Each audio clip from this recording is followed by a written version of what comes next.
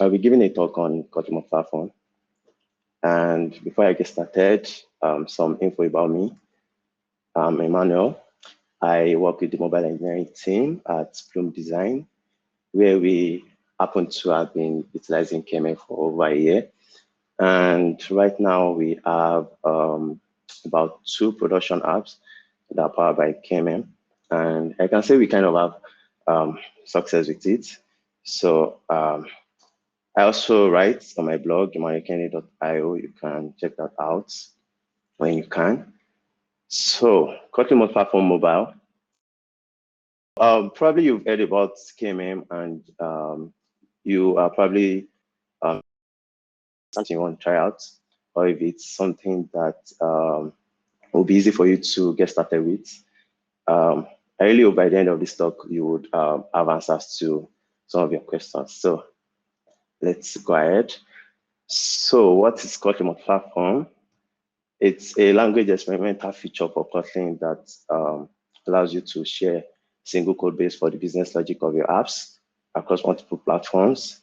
You basically have a common code that gets compiled into Java bytecode for the JVM, native binaries for iOS and likes, and then JavaScript that can run on the browser. And for Kotlin Multiplatform Mobile, it's more or less like a streamlined version that is more targeted towards Android and iOS. So with that, you have a common code that is compiled into Objective-C interface that end up being bundled into a framework. So the framework ends up being like the usual framework you use with your iOS project that you can talk to normally. And for Android, there is the interop between Android and Kotlin. So you have this seamless integration with Android, basically. So that is KMM. Simply, you're basically sharing code. You are trying to you have some set of business logic that you don't want to have to repeat yourself on both platforms, that you can just write once and have it compiled into a set of codes that can run on both platforms. Sometimes it is important to learn about what something is not. It can help you understand what something is better. So what are some of the things that you might have thought about KMM that might not be true? KMM is not the cross-platform that you think. I know we use the word cross-platform.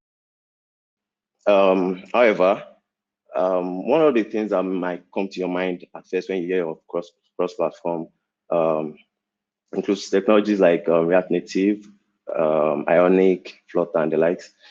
Unlike those ones, the KMM is not targeted towards building your app once and then deploying onto multiple platforms.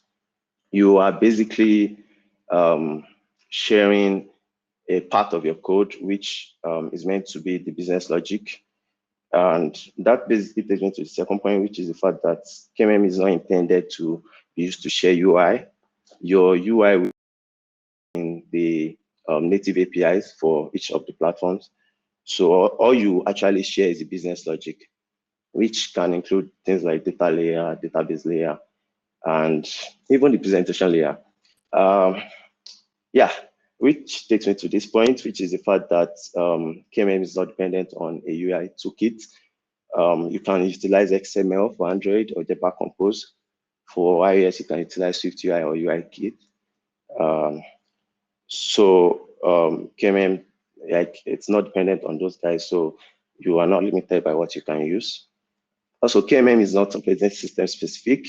A lot of people get worried about the fact that can they use their Windows operating system to work on a KMM project. Yes, you can, especially if you're working in a team where you are an Android developer and you probably don't have to touch the iOS code base.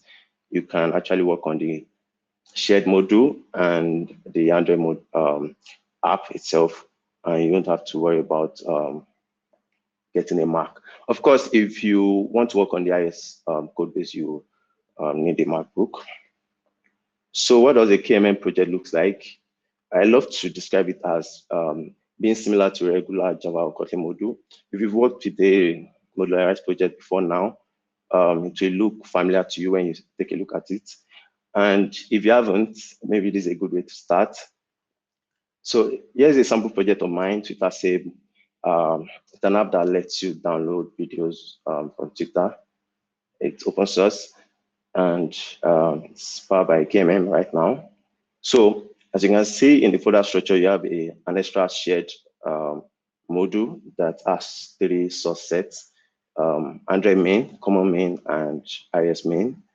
The common main folder contains the code that are shared between both platforms.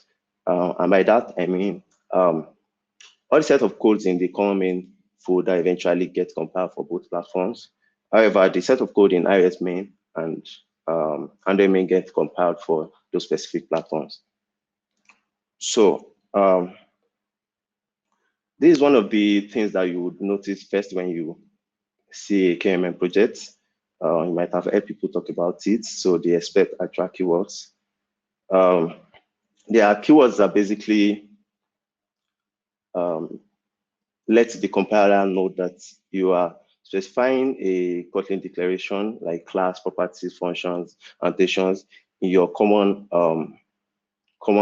source set, and the compiler expects that the actual implementation for these declarations will have to be provided in the corresponding platform main folders. So this is an example from the Twitter Save project. So I have this API logger class that I declared with no, obviously the concrete implementation.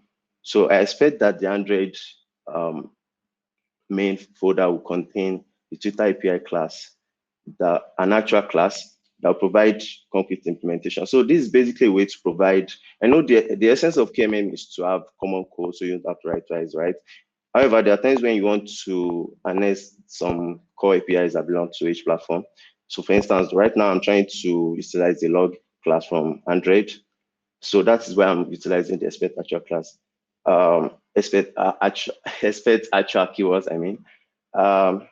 So here I'm utilizing the log class to actually log some message. And then for iOS, I can utilize the nslog API that we have for iOS and log a message as well. So it actually helps you specify, declare platform specific code within your common code itself. However, there is a better alternative to using expect actual keywords, and that is interface. This is more like the usual way you use interface in your day-to-day life. So here's an example of where I use it in the sample project. So I'm trying to, it is required that you provide a key and secret, a Twitter API key and secret, and the common code needs that. So I need, due to the fact that I'm trying to utilize the ability of each platform to actually secure data. So I have this interface declared in the common code, and then within the Android app module itself and the Android app folder itself, I can actually provide pass these things. So I'm utilizing the Gradle config. So I have my API key and secret kept there, and implementation of the interface that is written in Kotlin as well, but lies within the Android app folder that actually passes its key and secret down to the common code. And for iOS, I can actually have my implementation in Swift and let it lie within the iOS project itself. Here I'm utilizing the user-defined settings and info.plist on iOS to actually provide key and secrets down to the common code. So this is a very, very good way to actually provide platform-specific code, even though you're trying to share code. There are times that you have to do that. Probably you're trying to utilize things like core APIs like Bluetooth, for instance. You might have to use something like this. You just need your interface so you have something that each platform has to conform to. So I'll say some of the benefit of interface over expect actual is you have platform specific code that can easily be managed. Testing can be done easily because you can mock. Interface is also useful when handling concurrency with Kotlin native. I will talk about that more as we go on. So integration methods, now you have your common code. How do you actually integrate it with your Android project and the iOS projects. For Android, it's the seamless way by which you use Gradle dependency to link your shared modules. And for iOS, you can use frameworks. A framework is generated based on the architecture of the device you're running it on. By that, I mean, if you're using Simulator, you get the x86 architecture, and then for physical device, you get the ARM architecture. However, you can combine your frameworks together into an XC framework that lifts off those worries of having to worry about what platform you'll be running it on. So eventually, you can actually have an X framework that won't make you worry about eventually when you're going to run the app. So you can make use of Cocoa Pods, you can make use of Sweet Package. At Plume, we've iterated over various solutions for this, but right now our go-to solution is the Sweet Package for a number of reasons. So you've gotten to know about KMM. So how do you actually get started with KMM? The requirement is simple. You just need a computer that can run Android Studio 4.2 or later. So simple as that. A good way to start is the KMM documentation. I love to say that KMM documentation is actually one of the most sufficient documentation I've actually used. It's almost like a full handbook that you can use when starting with KMM. It contains everything you basically need, from setting up your environment to get started, linking up your iOS. In fact, it has articles on how you can introduce your team to KMM in a way that they will agree with you to use it. How to organize your process and the likes, even how to use some libraries. So I would recommend that you check out KMM documentation first. In fact, use it as like your main source of info for start before you go further into any other resources. So I recommend that. So there's a plugin available. There's a Kotlin Multiplatform plugin available for Android Studio and IntelliJ. You can install it the usual way of installing plugins, and it gives you this option of creating a KMM project from scratch. It's basically as you do a lot of things behind the scene. If you create a KMM project from scratch, you get an Android project created for you. You get things like iOS project created for you. You get the option of configuring what framework distribution you want to use. Do you want to use Cocoa Pods or regular framework? And a lot more like that. Also, you can, with the plugin, you get the option of creating a KMM module. That is, if you have an existing project and you just want to add KMM to it, you can utilize that as well. So the KMM plugin is actually very, very important to install when starting. Also, I recommend an existing project that has both Android and iOS, and you feel like there are some parts of the code base that can be shared, you can actually refactor your project. Twitter Save happened to be 2 previously, and I went ahead and factor it, and I'm grateful that I did that. So that's a good way to start as well. KMM as a now, there are a lot of open source sample projects out there. The DreadCon Kotlin app itself is powered by KMM. You can check that out. It's actually a very, very good way to learn when you see how other people do things. You can also see how people do things differently, and you can also contribute to them. Kotlin Slack is a place you should be. If you are not in Kotlin Slack yet, you are doing something wrong. Yeah, there are a couple of channels that are dedicated to KMM that you can ask questions. I've asked questions and I've gotten answers. You see people reply you. This is a place where you can get people like Kelvin from Touch Lab to reply you. I mean, which is cool, right?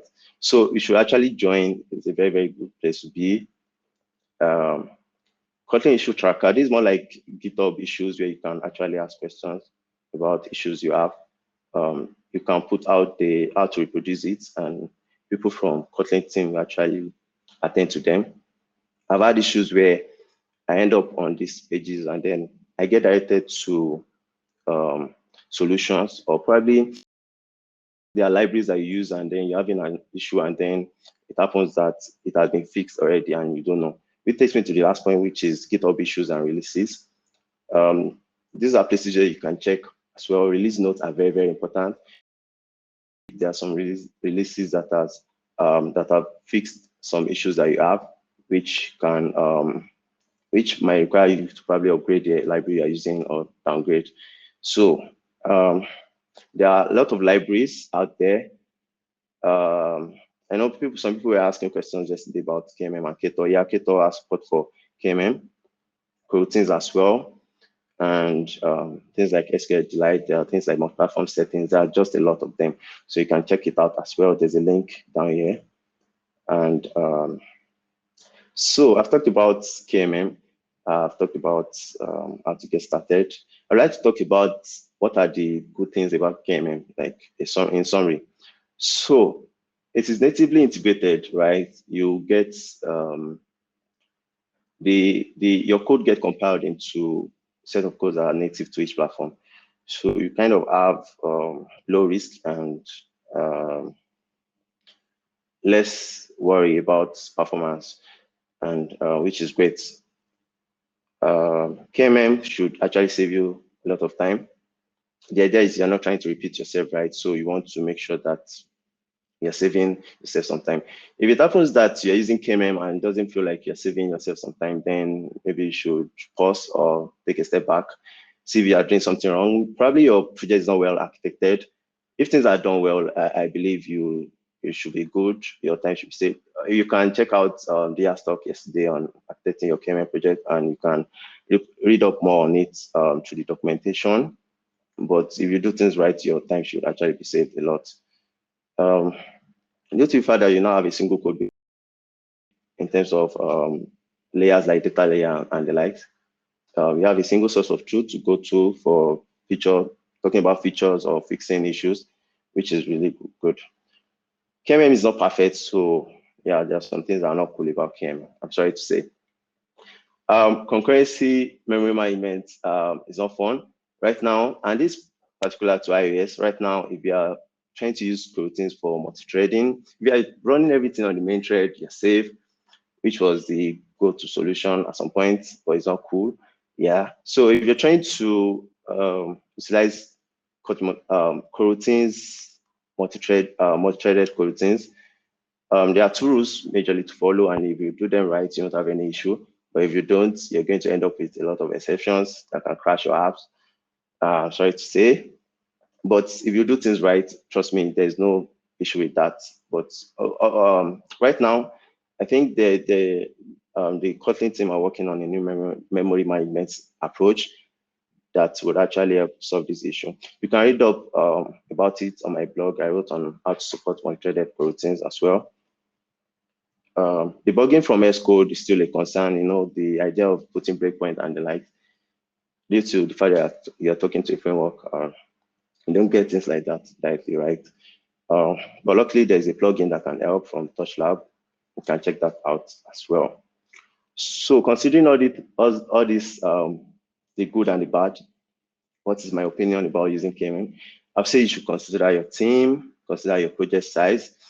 There's an article that explains how to introduce your team to KMM. See if people are really interested in it. Some iOS developers might be reluctant because some people feel like I don't want to write Kotlin. So people feel like I don't get to contribute to the business logic side of our app. So just introduce your team to it, probably show them some samples and the like, see if it's something that they are interested in. Consider long-term maintenance as well. You want to consider the fact that KMM is still pretty new. Yes, it's in alpha. The team is dedicated to improving it. However, you want to consider the fact that you need to make changes as updates get in. So you have to consider those things as well. So there are more helpful resources down here that you can check out about KMM. And thank you. You can DM me on Twitter or through my blog and ask me questions anytime. I will be willing to answer. So thank you for joining me, and thanks to the DirectCon team for this opportunity. So I will go to the Q&A right now. So The first question here says, for an already existing native Android project, how much effort is required, or what's the curve to convert it to KMM project in order to have an iOS version of the same app? So, like I said, the idea of KMM is to share the business logic of your app, right? So, for an existing native Android project and that you want to actually convert to KMM, it's as simple as extracting out what you can call the business logic. And if you're using things like clean architecture, for instance, that would be pretty easy for you because you just have to extract out your data layer, your database layer. And if you want to go further, you can extract your presentation layer. So you just have to extract those out, and those are basically the things that would end up in your shared module. And then you just have to build your iOS. You can build your iOS app separately and then just consume the framework. So yeah, I hope that answers the question. Is it possible to set up multi-platform modules? So how best would that be set up to avoid things like config duplication? Yeah, you can actually have multiple modules. You can utilize things like the idea of transitive dependency, where some modules probably depend on some other modules. That can be helpful. So and yeah, you can actually run into duplicate, especially things like dependencies, where you have a dependency in one module and then you have same dependency in another module, and then sometimes it might even be different versions, and then you have an issue at the end of the day with two versions of the same dependency. So it would while handling the transitive dependency thing, you have to make sure that you're doing things right. Things that depend on another module that depends on another module should obviously to inherit the module in which it's depending on. So you should make sure that you check those things out while trying to handle your multiple modules thing. So I hope that answers that. What is the best architecture you would recommend for KMM? Like I said, I think clean architecture is something I would recommend, because since the idea behind KMM is to share business logic, especially things like your data layer, and clean architecture would already have that separated into layers for you. So to just look, it will basically look as if you're doing your normal clean architecture thing. And so I would recommend clean architecture. However, you don't have to be strict about your architecture. The Twitter Save Mobile project itself, if you check it out, I'm not using clean architecture, and I feel like there's no need for it. You don't have to put in clean architecture on everything you use. You just have to make sure when we say architecting things right, it doesn't mean you have to use the word clean architecture. Just make sure you have things that are separated properly. But if you want to hear the name, I'll say clean architecture. So I think that's the last question here. So thank you very much for joining this talk. If you have any questions after now, feel free to DM me. I'll be willing to respond to you anytime. Thank you.